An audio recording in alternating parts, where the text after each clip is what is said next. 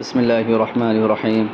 الحمد لله وكفى وسلام على عباده الذين اصطفى. أما بعد فأعوذ بالله من الشيطان الرجيم. بسم الله الرحمن الرحيم. ومن آياته أن خلق لكم من أنفسكم أزواجا لتسكنوا إليها وجعل بينكم مودة ورحمة إن في ذلك لآيات لقوم يتفكرون. وقال النبي صلى الله عليه وسلم: إذا تزوج العبد فقد استكمل نصف الإيمان. صدق الله المولانا العظيم وصدق رسوله النبي الكريم. سبحان ربك رب العزة عما يصفون وسلام على المرسلين والحمد لله رب العالمين. اللہ رب العزت نے ہمیں یہاں پہ جمع فرمایا ہے. یہ محض ایک اصلاحی مجلس ہے جس میں خصوصاً ازدواجی زندگی کے جو حالات آج کل رونما ہو رہے ہیں اور آج جو ہماری ازدواجی زندگی ڈسبیلنس ہو چکی ہے، تو اس حوالے سے دین فطرت، دین اسلام ہمیں کیا احکامات دیتا ہے اور ہمیں کس چیز کی طرف راغب کرتا ہے، وہ ہمارے ذہنوں میں ہونا چاہیے. تو یہ آن لائن جو ہماری مجلس ہے خصوصاً مستورات کے لیے ہے.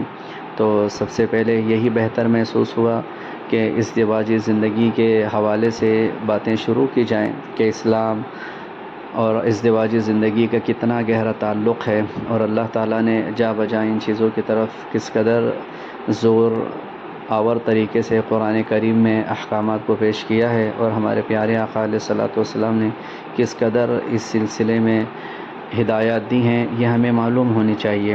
لہٰذا یہ ہماری جو مجلس کی ابتدا ہو رہی ہے خصوصاً مستورات کے لیے، تو انشاءاللہ پہلے ازدواجی زندگی کے جو سنہرے اصول ہمارے مشائخ نے، پیارے آقا علیہ الصلوۃ والسلام نے، پیارے اللہ رب العزت نے جو ہمیں بتلائے ہیں، ہم ان کی روشنی میں انشاءاللہ باتیں کچھ ذکر کریں گے.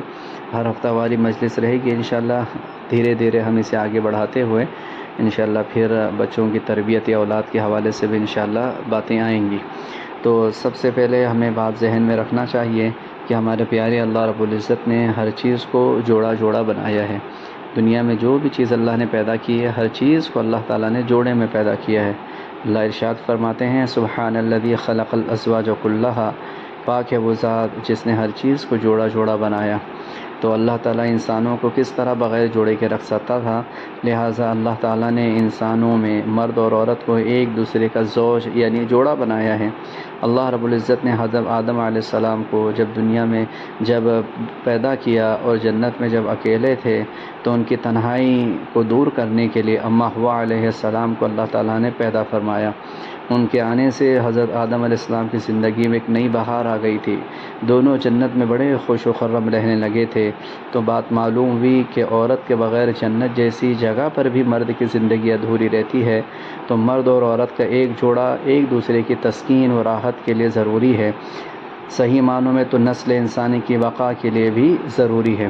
اسی لیے شریعت کے مطابق میاں بیوی اگر اکٹھا ہو کر ایک دوسرے سے ملتے ہیں تو اللہ تعالیٰ اس ملاقات کو بھی پیارے اللہ عبادت کہلاتے ہیں. دین اسلام کا آپ حسن دیکھیے کہ انسان اپنی ہی خواہش کو پورا کرتا ہے لیکن اللہ تعالیٰ اس پر اجر و ثواب عطا فرماتے ہیں. تو یاد رکھے یہ جوڑے یہ اللہ رب العزت نے دین فطرت کے اعتبار سے اللہ نے بنائے ہیں. ہر انسان کے اندر کی ایک فطری خواہش ہوتی ہے کہ انسان دنیا میں آیا ہے تو معاشرے کے ساتھ ایک سماجی زندگی کے ساتھ رہے، اپنے جوڑے کے ساتھ رہے. اس لیے اسلام نے لا رہبانیت فی الاسلام، اسلام میں رہبانیت نہیں ہے کہ ہر چیز کو چھوڑ ووڑ کے نکل جائے، بلکہ اللہ تعالیٰ نے اس بات کو پسند فرمایا کہ دنیا میں ہر انسان اپنے جوڑے کے ساتھ رہے. اسی لیے آپ اس کے حسن کو دیکھیے کہ جب کوئی مرد اور عورت شرعی گواہوں کے سامنے ایجاب و قبول کرتے ہیں تو وہ دینی نقطہ نظر سے اب میاں بیوی ہو چکے ہیں. آپ اگر غور کریں گے تو یہاں ایک فیملی یونٹ تشکیل پا رہا ہے، ایک فیملی گویا کہ وجود میں آ رہی ہے. دیکھنے میں تو یہ بندوں کا صرف ملاپ ہے اور ایک ہلکی سی کارروائی ہے، لیکن اگر گہری نظر سے دیکھا جائے تو یہ دو بندوں کا جو ایک ساتھ ملنا ہے یہ ایک عہد اور ایک زمانے کی بنیاد ڈال رہا ہے۔ اگر میاں بیوی شریعت و سنت کا خیال رکھتے ہوئے ایک دوسرے کے حقوق کی پاسداری کرتے رہتے ہیں تو اللہ رب العزت ان کے دلوں میں محبت، یگانت پیدا فرماتے ہیں، جو نہ صرف ان کی زندگی میں خوشی اور شادمانی کو لاتی ہے بلکہ ان کی اولاد پر بھی اس کے مثبت اثرات ظاہر ہوتے ہیں، اور اس سے ایسی نسلیں پیدا ہوتی ہیں جو زمانے کی قیادت کرتی ہیں۔ اس لیے آقا علیہ الصلوۃ والسلام نے ہمیں دعا سکھائی ہے، ربنا هب لنا من ازواجنا وذریاتنا قرۃ اعین واجعلنا للمتقین اماما۔ یا ہمارے حضرت دامت برکاتہم حضرت پیر ذوالفقار صاحب ہردم حضرت فرماتے ہیں کہ ہر نماز کے بعد یہ دعا 3 مرتبہ ضرور پڑھ لیا کریں۔ کسی نے معلوم کیا حضرت علامہ لاہوری رحمۃ اللہ علیہ سے کہ حضرت آپ کی جتنی بھی اولادیں ہیں بڑی تقی نقی، بڑی نیک و صالح ہیں، اس کا کیا اس سلسلے میں آپ کا عمل رہا ہے اور اس کے پیچھے کیا راز ہے؟ حضرت نے فرمایا کہ میں ہر نماز کے بعد 3 مرتبہ اسی دعا کو پڑھ لیتا ہوں۔ یہ دعا آپ ضرور پڑھیں۔ یہ 19ویں پارے میں جہاں پر سورہ پاؤ پارے پہ سورہ ختم ہو رہی ہے، سورہ فرقان، بس یہ وہیں آخر سے 2-3 آیت پہلے ہیں۔ اس آیت کو آپ یاد کر لیں اور اس کو اپنی زندگی میں ہر بار پڑھنے کی کوشش کریں۔ یہ عاجز تو کہتا ہے کہ جو جوڑا ابھی تشکیل نہیں پایا ہے، جو لڑکا لڑکی ابھی علیحدہ ہیں، تو بہترین جوڑا ملنے کے لیے بھی یہ دعا ہے، اللہ اس کی برکت سے بہترین جوڑا عطا فرماتے ہیں۔ تو ہمیں یہ دعا بار بار کرنی چاہیے۔ اسی لیے جہاں ہم دیکھتے ہیں کہ جہاں میاں بیوی میں سمجھ بوجھ نہیں ہوتی ہے، وہ ایک دوسرے کے حقوق کو پامال کرتے ہیں، تو پھر شیطان کو وار کرنے کا موقع مل جاتا ہے، تو پھر ایسی زندگیاں تلخ ہو جاتی ہیں، ایسی تلخ ہو جاتی ہیں کہ انسان اپنی زندگی میں رہتے ہوئے جہنم کے گوئے کے سزا بھگت رہا ہوتا ہے۔ اس کی نحوست کا سب سے زیادہ اثر جو ہوتا ہے وہ اولادوں پر پڑتا ہے۔ کسی نے کہا کہ اولاد کے صحت مند ہونے کا راز کیا ہے نا، تو سائنٹیفک ریزن کے اعتبار سے سائنسدانوں نے ریسرچ کیا اور کہا کہ جہاں والدین آپس میں مل جل کے رہتے ہیں، جہاں محبتوں کے ساتھ رہتے ہیں، جہاں چٹنی روٹی کھاتے ہیں لیکن دلوں میں محبت ہوتی ہے۔ یاد رکھیں، محبتوں کے لیے عالیشان گھر کا ہونا ضروری نہیں، روزانہ بریانی پلاؤ کا کھانا ضروری نہیں، گاڑی گھوڑوں کا ہونا ضروری نہیں۔ اصل محبتیں دلوں میں اللہ پیدا فرماتا ہے۔ جو اللہ کے احکام پر عمل کرے گا اللہ تعالیٰ ان کی دلوں میں محبت پیدا فرمائیں گے، اور یہ محبت کا اتنا مثبت اثر ہوتا ہے کہ اولادوں کے اندر نیکی تقوی کا اثر ظاہر ہونے لگتا ہے۔ تو سائنسدانوں نے ریسرچ کی اور بتایا کہ جو والدین آپس میں محبت کے ساتھ رہتے ہیں، جن کے دل ملے ہوئے رہتے ہیں، ان کے بچے بڑے تندرست ہوتے ہیں، اور ان کے بچوں میں خود بخود نیکی تقوی پیدا ہوتا ہے، خود بخود ان کے اندر سمجھنے اور بوجھنے کی صلاحیتیں پیدا ہوتی ہے۔ اللہ اکبر۔ اب غور کریں، ہم دینی بنیاد پر، اللہ کی بنیاد پر ایک دوسرے سے محبت کریں گے، اللہ تعالیٰ خود بخود ہمارے اولادوں کی تربیت فرما دے گا۔ لوگ پوچھتے ہیں حضرت کچھ اولاد کی تربیت کے لیے بتا دیں، تو کتنا آسان نسخہ ہمیں مل گیا کہ ہم آپس میں ایک دوسرے سے محبت کریں گے، ہماری اولادوں کے انشاءاللہ تربیتیں ہوتی رہیں گی۔ لیکن یہ محبت پیدا ہوگی کیسے؟ یہ اصل پیدا ہوگی اللہ کو ماننے، اللہ کی اپنے دلوں میں محبت کو لانے سے۔ یاد رکھیے، میاں بیوی جس قدر اللہ سے قریب ہوتے ہیں اس قدر شیطان دور ہوتا ہے، اور اس قدر بچوں کی تربیت ہوتی ہے، اور جس قدر دور ہوتے ہیں اس قدر پھر شیطان کو حملہ کرنے کا خوب موقع ملتا ہے کہ بس میاں جو ہیں چھوٹی چھوٹی بات کے اوپر جھگڑا کر رہے ہیں، چھوٹی چھوٹی بات پہ غلطیاں پکڑ رہے ہیں، اور بیوی جو ہے پھر وہ چھوٹی چھوٹی بات کے اوپر مائکے بھاگ بھاگ کے جا رہی ہے، غلطیاں کر رہی ہیں، ایک ایک پھر شیطان کو موقع مل جاتا ہے۔ تو آپ ایک بات ذہن میں رکھ کر چلیں، ہر ایک خصوصاً یہ عاجز مستورات سے مخاطب ہیں اور ان کے توسط سے ان کے خاوندوں سے مخاطب ہیں کہ دراصل میاں بیوی ایک گاڑی کے 2 پہیوں کی مانند ہے۔ ہاں، 2 گاڑی کے 2 پہیوں کی طرح ہیں۔ یہ دونوں اپنی اپنی جگہ پر اگر ٹھیک ٹھاک اور ہموار چلتے رہتے ہیں تو زندگی کا سفر پرسکون اور خوشگوار رہتا ہے۔ اگر یہ ٹیڑھے ہو جائیں یا ایک اپنی جگہ چھوڑ دے تو بالیقین ایکسیڈنٹ ہوگا، اور یہ ایکسیڈنٹ کیا ہے؟ یہ گھر کی تباہی ہے۔ اور اگر پہیے چلتے رہیں لیکن ایسے بے ڈب ہوں کہ ساری زندگی کھٹ کھٹ چوں چوں کا شور کرتے رہیں تو گاڑی مسلسل ہچکولے اور دھکے کھاتی رہے گی۔ گاڑی چل تو رہی ہے لیکن ہر دوسرے دن کسی نہ کسی بات پہ کھٹ کھٹ پٹ پٹ ہو رہی ہے تو گھر کا سکون زائل ہو جاتا ہے۔ بلکہ ہم نے دیکھا کہ بعض گھر اتنے سادہ، نہ وہاں ٹائلس لگے، نہ جھومر، نہ صوفہ، نہ کچھ، لیکن دلوں میں محبتیں ہیں، اللہ تعالیٰ کی طاعت گزاری ہے، نماز ہے، روزہ ہے، تہجد کی آوازاریاں ہیں، تو ہم نے ان گھروں میں جا کے دیکھا کہ عجیب روحانیت محسوس ہوتی ہے، سکون ملتا ہے۔ بلکہ ایسے گھر ہوتے ہیں کہ لوگ آ کے بیٹھتے ہیں، ہم نے کئی گھرانے ایسے دیکھے ہیں کہ لوگ ان کے گھروں پہ جا کے بیٹھتے ہیں، کہتے ہیں بس آپ کے گھر پہ سکون ملتا ہے، بس ہم چاہتے ہیں کہ تھوڑی دیر آپ ہمیں اپنے پاس بٹھا لیجئے، آپ کے پاس بیٹھنے میں اور آپ کے گھر میں سکون ملتا ہے۔ تو آپ نے اندازہ لگایا یہ سکون صرف گھروں میں نہیں، دلوں میں نہیں ہوتا ہے، یہ سکون در و دیوار میں بھی منتقل ہوتا ہے۔ اللہ تعالیٰ اس روحانیت اور نورانیت اور اس سکون کو اللہ تعالیٰ در و دیوار میں بھی منتقل فرما دیتے ہیں۔ اللہ اکبر کبیرہ۔ سوچیں ہم آپس میں محبتوں کے ساتھ رہیں گے تو صرف ہمارے دل اور بچوں کے دل ملے نہیں رہیں گے بلکہ مخلوق بھی ہم سے جڑے گی، اللہ کے لیے ہم سے تعلق رکھے گی، در و دیوار میں ہم روحانیت کو محسوس کریں گے۔ اسی لیے بہت سارے ایسے گھرانے جہاں پر یہ رحمتیں نعمتیں نہیں ہیں، جہاں شریعت و سنت کی روشن تعلیمات سے جو لوگ فائدہ نہیں اٹھاتے ہیں اور اپنے گھروں کے اندر شریعت و سنت کے دیپ نہیں جلاتے ہیں، تو بے شک شیطان ہے نا وہاں پر اپنا بسیرا بساتا ہے اور وہاں پہ شیطان اپنے معاملات کرتا ہے۔ اسی لیے خصوصاً آج کی مجلس میں آج صرف اتنی بات کہنا چاہتا ہے کہ یہاں اللہ تعالیٰ نے ازدواجی زندگی جو بنائی ہے، یہ اسلام چونکہ دین فطرت ہے، فطرت کے اعتبار سے ہر ایک کو ضروری ہے کہ بہرحال وہ نکاح کرے اور اپنی زندگی کو بہتر سے بہتر بنانے کی کوشش کرے۔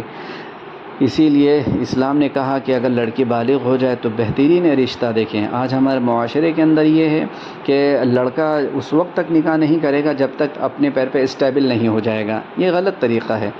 مرد کو بھی چاہیے، لڑکوں کو بھی چاہیے، اور اب آپ اگر گھر میں بڑے ہیں تو آپ گھر بچوں کو بھی چاہیے کہ ان کو بولے بیٹا جلدی کام پہ لگ جا، یا پھر اگر بلوغت کی عمر ہو گئی ہے تو بہرحال جلدی سے کام دھندے پہ یا پڑھائی مکمل کر کے جو بھی ہے جلدی سے پھر نکاح وغیرہ کرنے کی کوشش کریں۔ لڑکے کی عمر 24-25 سال ہو جائے سو سنت کے مطابق آقا علیہ الصلوۃ والسلام کی عمر کے مطابق نکاح کر دیں، اور اگر لڑکی کی عمر پڑھائی وغیرہ کر کے 18-20 سال کی ہو گئی تو بس 20 سال سے پہلے لڑکیوں کو فارغ کر دیں۔ اب تو یہ فتنوں کا زمانہ ہے، اب تو بہرحال یہ بہت آزمائشوں کا زمانہ ہے، اور یہ تو دجالی دور اب شروع ہو رہا ہے۔ اگر ہم نے اپنے نگاہوں کی، شرمگاہوں کی، اور ہم نے اپنی اولادوں کی اگر حفاظت نہیں کی اور بر وقت ان کو صحیح معنوں میں رشتے ازدواج سے اگر ہم نے منسلک نہیں کیا تو آپ دیکھ رہے ہیں کہ ارتداد کے جو اسباب ہیں ان اسباب میں سے ایک یہ بھی ہے۔ انٹرویو لیا گیا اور جو بچیاں ہماری مرتد ہو رہی ہیں اللہ ان کو ہدایت دے، تو ان کے ارتداد کے اسباب میں سے ایک سبب یہ بھی انہوں نے بتایا کہ ہمارے والدین ہمارے نکاح میں دیر کر رہے ہیں، ہماری اندر کی خواہشات ہیں وہ پوری کیسے ہوں گی، لہٰذا ہم غیروں کے ساتھ بھاگ رہے ہیں۔ تو ایسا نہ ہو کہ ہماری بچیوں کو کوئی غیر اچک لے، اور ہمارے بچوں کو بھی چاہیے کہ اپنی نگاہوں کی حفاظت کریں، اور اگر کوئی معاملہ ہو رہا ہے تو گھر میں بہت ادب و احترام سے بتا دیں کہ آپ کو شادی وغیرہ کی ایک خواہشات ہے، تو اس میں اگر بچہ اپنی طرف سے پیش رفت کرے تو گھر والوں کو برا نہیں ماننا چاہیے کہ بہرحال یہ سامنے سے پیش کرا بے شرم، نہیں، یہ شرعی حکم ہے، یہ دین فطرت ہے، یہ اندر کی ایک گویا کی خواہش ہے جس کی بچہ آپ کے سامنے اظہار کر رہا ہے، تو بہرحال آپ اس کا بہترین جوڑا دیکھ کر اس کا نکاح کر دیں۔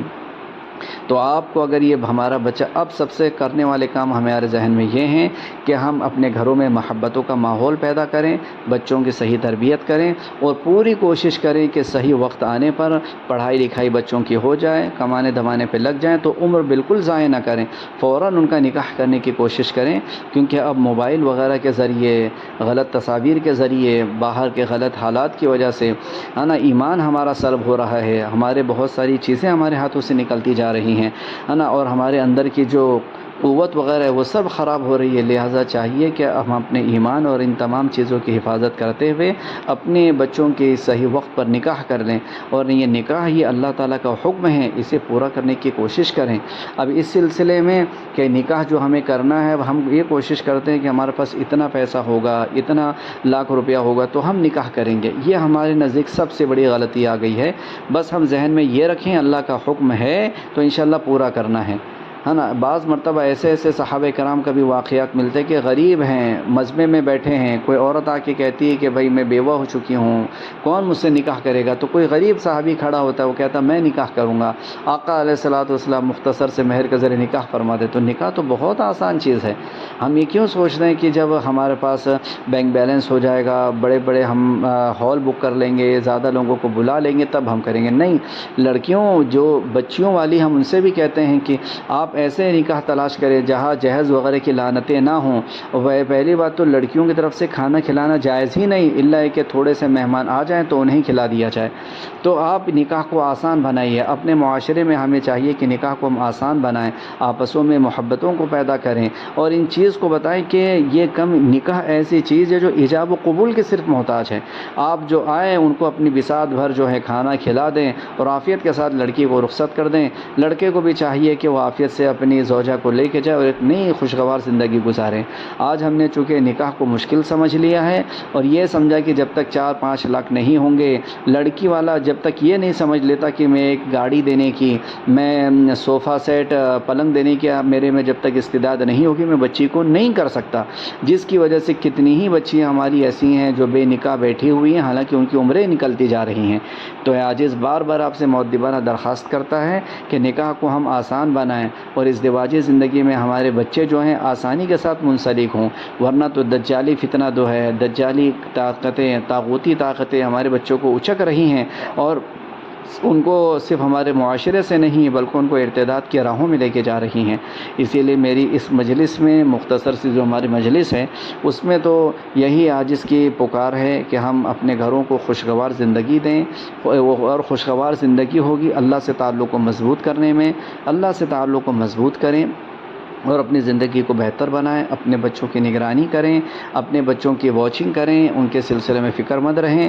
فکر مند رہیں گے تو فکر مند ذہن رہے گا، فکر مند جسم رہے گا، تو اللہ تعالیٰ فکر مند اثرات بھی انشاءاللہ اللہ تعالیٰ رونما کریں گے۔ انشاءاللہ یہ ہر ہفتہ ہماری مجلس رہے گی۔